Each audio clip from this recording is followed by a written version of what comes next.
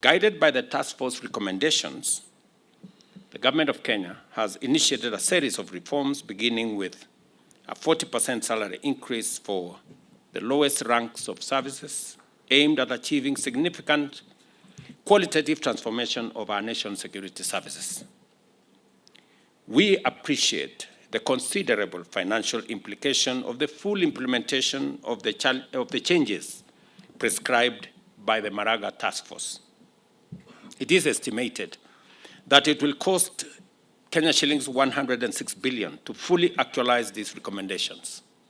Of this, 22 billion will finance improvement in compensation package for officers, while 37 billion will go to the upgrading of hardware as well as welfare reforms, and 45 billion is required to implement modernization of the services. To ensure that our commitment to overhaul these crucial institutions is accompanied with the necessary resources, the required funds will largely be provided for from the Exchequer and from various other partners whom we will engage.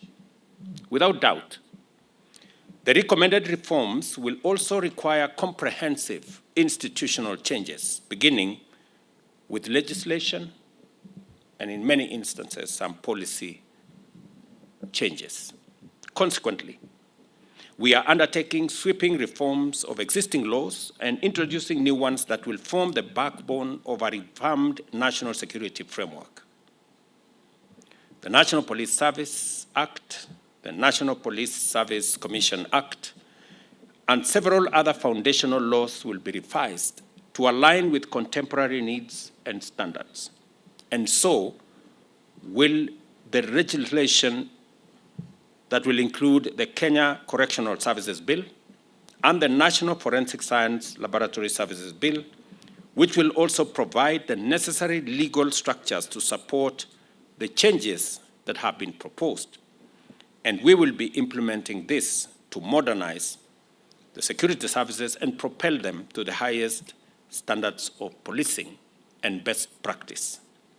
To provide for seamless, expeditious, and effective progress in the task at hand, I make the following directives. First, the institutional arrangements necessary for the implementation of reforms shall be facilitated by respective ministries, departments, and agencies.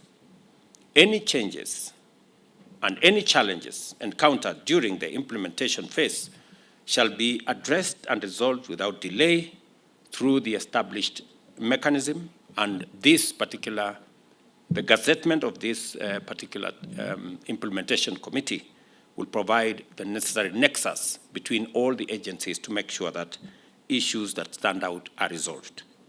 Any challenges encountered in any manner shall be forwarded to this committee. Further, I direct that development of policies and legislative reforms must be inclusive and must be participatory. The provision for public participation in our Constitution is no longer a sterile provision. It is a live provision that demands that the public be involved in how they want to see the services, whether it's police service or the national service or the correctional service, in the next form.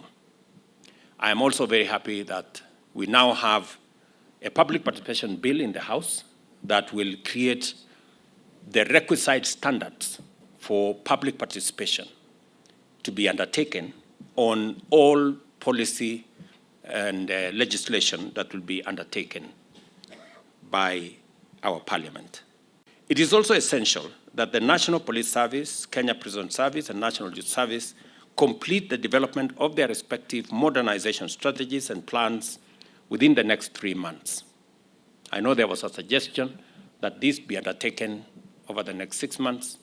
I think 3 months is sufficient so that we can begin to figure out how what was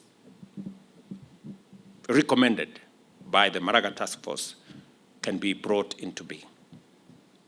Accordingly, the National Treasury will make adequate provision for funding to implement these interventions. Beyond legislation, we are also drafting new policies and revising old ones in order to redefine our national security landscape and chart a path to the future that is fully aligned with our constitutional framework as well as aspirations as a nation. The Public Order Management Policy, Community Policing Policy, and the National Correctional Service Policy will not merely be the guide for our officers, but will be the strategies aimed at ushering in a new era of community engagement and community cooperation. These policies are designed to forge a strong partnership between our security services and the community by building trust and enhancing cooperation between the public and law enforcement officers and agencies. As we move forward with these reforms, I urge each one of you to fully come on board and join in mobilizing the people of Kenya to take part in this transformative journey. Already, we have undertaken some of the recommendations that were made by the Maraga Task Force, and they will largely be in three different categories as the committee undertakes this implementation responsibility. Institutional reform. We are looking at a police service, a national youth service, a prison service that is fit for purpose to deal with the challenges and to live up to the expectations of the people of Kenya in the 21st century.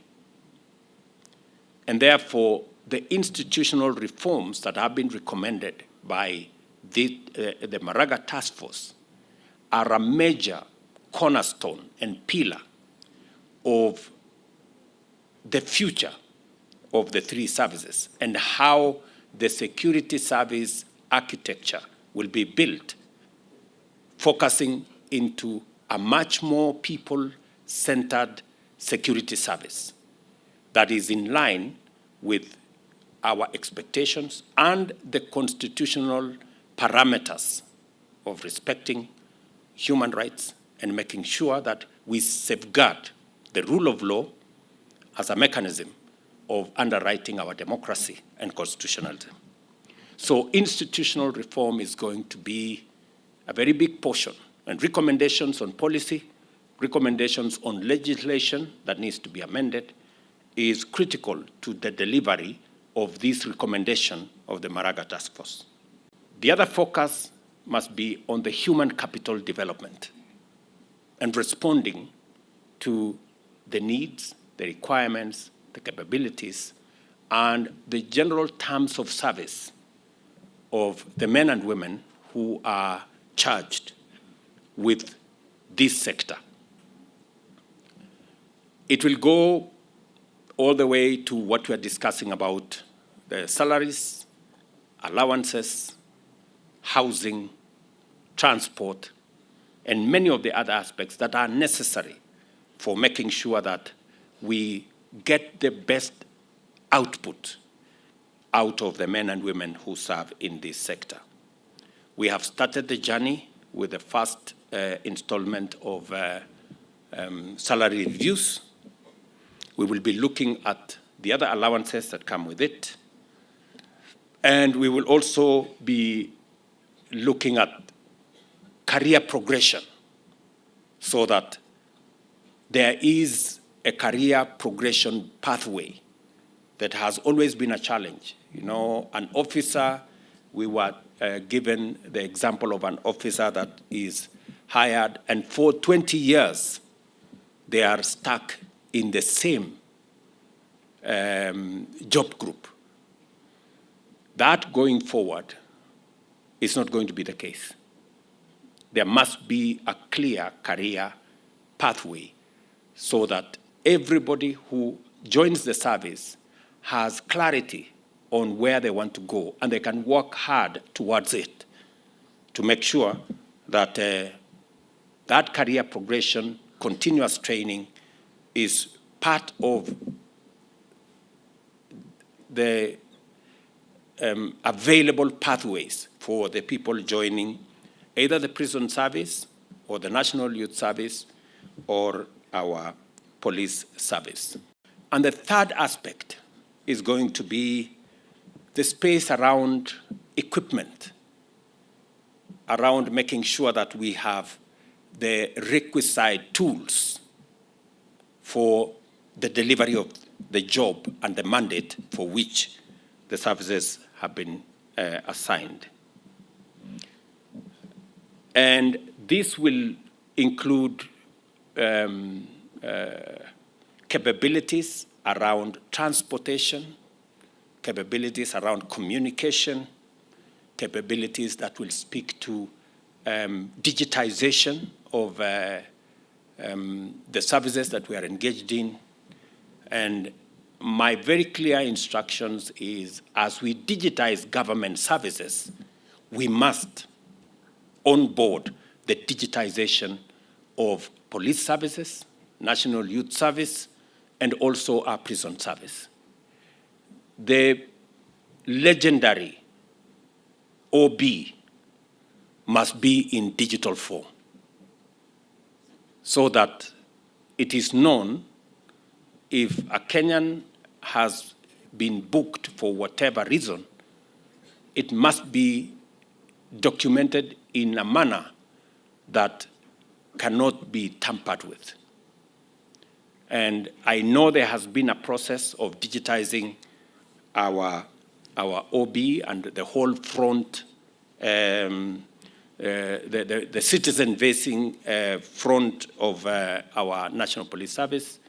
That is an exercise that I would want to see completed in the shortest time possible so that we can have much more predictability.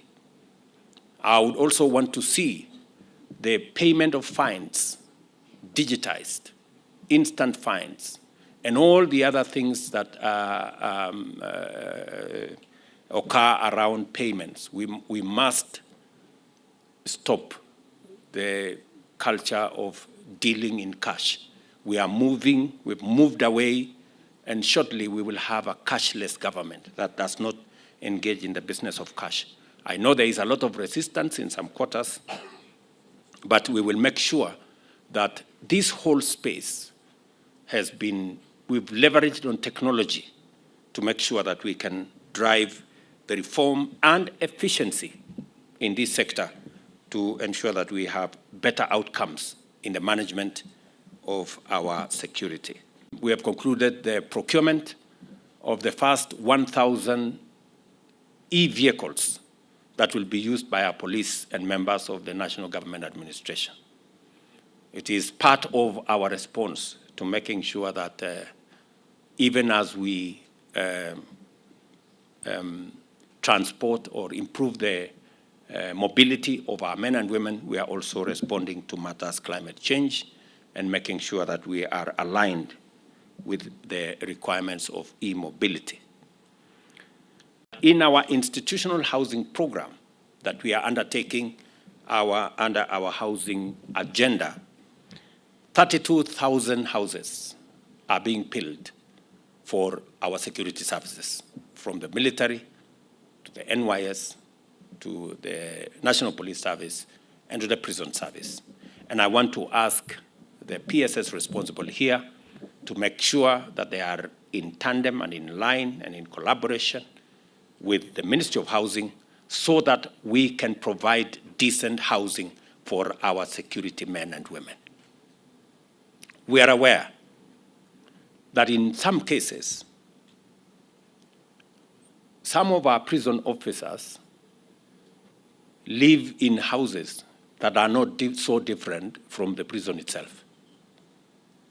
Because if an officer is living in a mud house, the difference between a mud house and a prison is very small.